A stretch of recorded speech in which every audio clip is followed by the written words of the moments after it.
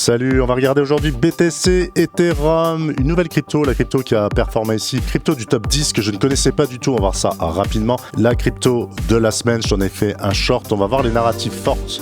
Cette semaine, quelques pépites que j'ai pu déceler, je te présenterai en même temps les backtests que je fais en ce moment sur une stratégie en rapport justement avec le screener. On va regarder Cubic qui se porte très très bien, je t'en avais parlé la semaine dernière. Quelques cryptos à shorter, à regarder, un petit peu d'éducatif avec les phases de distribution justement pour cette stratégie de dump listing, de short listing. Car c'est une stratégie qui reste rentable et pour augmenter cette rentabilité, ce pattern de distribution ici à visualiser. Disclaimer et en attaque.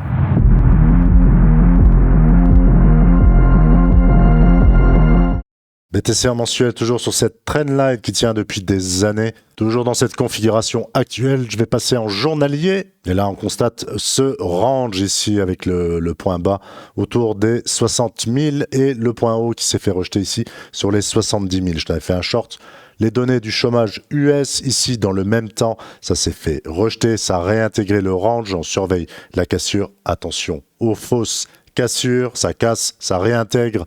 Ça invalide le scénario. En tout cas, c'est le signal qui veut dire que ça invalide le scénario s'il y a réintégration. Ethereum, même combat, toujours à plat, toujours avec ce range. Je suis en données hebdomadaires ici, toujours compris entre les 1900 $ et le point haut des 2177 $.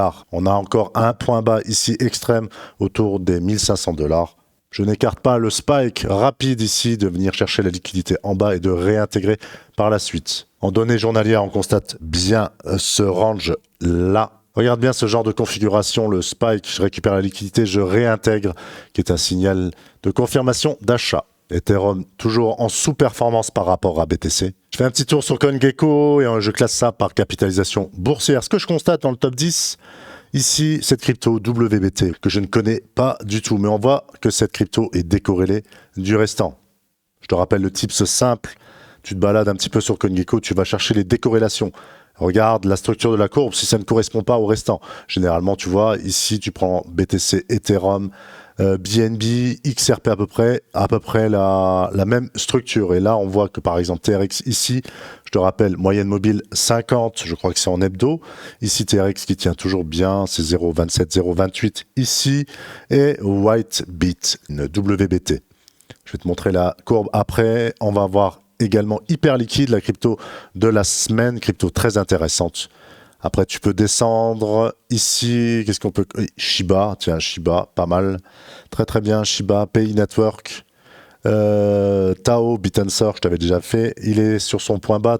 Surveille le breakout qui est en train de se faire très certainement sur les 211 $. L'invitation, je te rappelle, est en dessous des 150. NIR Protocol, je t'en avais parlé en short avant que la vidéo se fasse striker.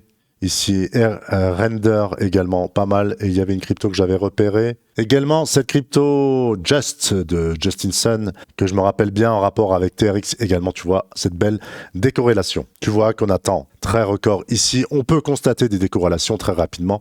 Et il est toujours préférable d'aller sur des cryptos qui sont décorrélés du restant. La crypto de la semaine, Hype, hyper liquide, je t'en ai déjà parlé, je t'en ai fait un short, je t'en parle depuis un petit moment. Secteur fort, je t'ai parlé des narratives sur lesquelles elle performe également et cette convergence très très fort, hyper liquide. Ce que l'on peut constater là, j'avais parlé de cette résistance des 35 $ qui est en train de breaker. Donc je passe en 4 heures, on constate ici, tu vois, ces petites phases d'accumulation bien carrées, des petits ranges comme ça, un escalier qui est en train de se construire sur hyper liquide. On a encore cette dernière résistance là, autour des 38 $. Ça reste une zone qui est faiblement résistante. Et je passe en weekly, constate bien cette zone de distribution ici, très important. On va voir ça après en éducatif. Par la suite, cette zone de distribution-là, tu constates ici, tu vois ces mèches, tu vois que ça pousse. Tu vois bien toutes ces mèches qui proviennent du nord et qui poussent le prix où tu as de la liquidité, où tu vois des positions short s'accumuler. Cubic, je t'en avais parlé la semaine dernière ici, qui a bien breaké ici cette tendance baissière en journalier. Je t'avais parlé de cette résistance depuis un petit moment, des 6,07.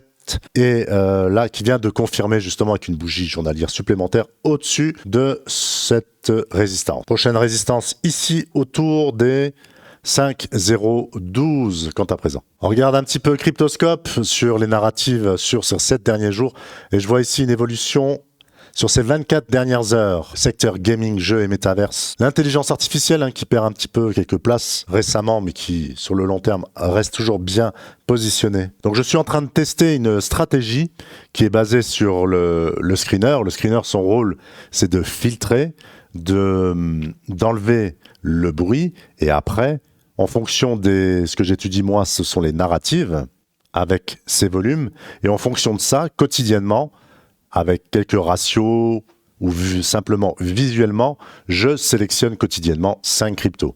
Donc ce backtest, pour justement éviter juste le hasard, le 50%, tu as une chance sur deux que ça monte ou ça descende, tu vois, en même temps, je le fais pour que ce soit significatif, je le fais également sur le top 10, je le fais sur d'autres cryptos qui ont de forts volumes, et je le fais également sur un top 5 random de la journée. Donc c'est quelque chose qui me prend pas mal de temps, soit au moins 2 heures par jour. Et ce que je peux te dire déjà, sur les 2 premières semaines, j'arrive à surperformer le top 10 de ce marché. Mais ce qui commence à être intéressant, c'est que sur 10 000 cryptos de CoinGecko, savoir que CoinGecko, il y a 18 000 cryptos, mais si tu enlèves tous les $15 de volume sur 24 heures, ou ceux qui n'ont pas de market cap, tout ça, il t'en reste à peu près 10 000. Et sur ces 10 000 cryptos, j'arrive à trouver des cryptos qui font partie du 1% de top performance sur une semaine. J'arrive à trouver des top performances sur 24 heures, du top 1, du top 10%.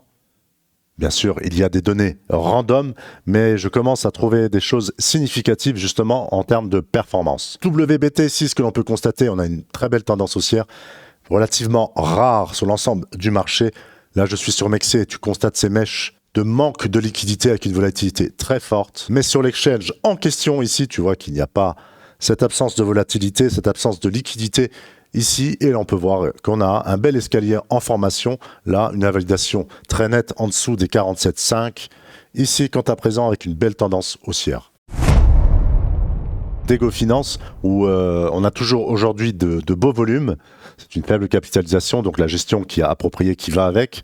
Ici, ce que l'on peut constater, 100 millions de dollars sur les 24 dernières heures, avec une capitalisation autour des 20 millions de dollars. Ici, tu vois que c'est sur un point bas, mais on constate les forts volumes. XAI, avec un fort volume autour des 84 millions de dollars pour une market cap de 23. Je l'ai mis en short YouTube de ce jour. Avantis également, ici secteur gaming, jeux et métaverse, 170 millions de dollars pour une capitalisation faible autour des 54 millions. Et également Acros Protocol ACX, un volume de 121 millions de dollars pour une market cap autour des 35 millions de dollars. Donc sur ce genre de crypto, ce qu'il est bon de constater, c'est le volume. On voit qu'on a une tendance ici, je suis en hebdo, on a une tendance baissière et on voit justement ce break de cette tendance. Ce sont des cryptos à mettre sur surveillance. Ce que j'appelle surveillance, c'est-à-dire que c'est des cryptos en fonction justement de ta méthode d'investissement ou d'entrée sur un trade, soit t'attendre encore ici comme ici une phase d'accumulation bien carrée avec une continuation de ces forts volumes pour des entrées plus agressives. Constater justement cette cassure, entrer sur un repli. Et si la crypto ne fait strictement rien, si elle vient mourir par la suite, sortir de position et puis voilà. C'est le genre de crypto très punchy qui peut faire une très très grosse performance, mais ça peut très bien ne strictement rien faire et venir mourir comme ça. Donc ne pas s'enfermer sur ce genre de trade. On passe aux cryptos à shorter de la semaine, toujours des short listings, une belle stratégie. Des cryptos qui ont extrêmement bien performé ces derniers temps et qui commencent à montrer des signes de fatigue. Justement, on voit la KIT, je t'en avais parlé la semaine dernière, crypto qui est fraîchement listé. Je rappelle la donnée statistique, les cryptos qui sont fraîchement listés généralement en pourcentage. Alors là, je me base sur Mexc, mais on va dire entre, minimum 50% dump suite à leur journée de listing.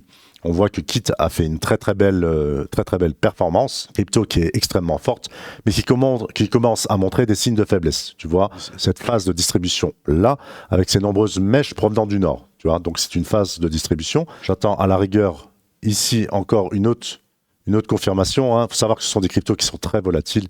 Quand tu pars à la vente, Il y a pas mal de short squeeze et donc c'est assez volatile. Donc c'est soit tu minimises ta taille de position, tu vois, pour accepter la volatilité, ou bien il faut que tu places un short et attendre. Tu vois ici qu'on a quand même pas mal de mèches, et si tu plaçais justement tes shorts très courts, tu te faisais sortir assez régulièrement. Donc Betway également, ce que j'avais constaté là, cette forte performance-là, ce qui est assez inhabituel le jour d'un listing, d'accord. Et j'avais pris une entrée ici, ce que j'avais constaté un peu plus court, c'était cette phase de distribution-là. Tu as vu, c'est très bref, d'accord, tu vois, c'est très très bref. Et en même temps, pendant cette période-là, on avait vraiment un abaissement de volume qui était considérable. Donc ça a bien dégueulé. Je suis sorti avant, j'attends pas ces rebonds de volatilité. Et donc, par la suite, je me repositionnerai très certainement là-dessus. J'étais également rentré sur ESP quand j'avais vu cette bougie à 200%, ce qui est extrêmement rare un jour de listing. On pousse, tu vois, c'est pour ça qu'il faut être patient. Parce que si tu viens de positionner ici, et ce sont des cryptos qui sont très volatiles, tu peux très rapidement te faire sortir, tu vois, avec des bougies de 200%, avec des grosses performances comme ça. Donc, je suis plutôt patient et je suis très sélectif sur ce genre de crypto. Mais là, j'avais fait une belle perf autour de 25%. Je suis sorti de position. Je suis en train de tester un petit peu en ce moment pour voir comment que ça se goupille.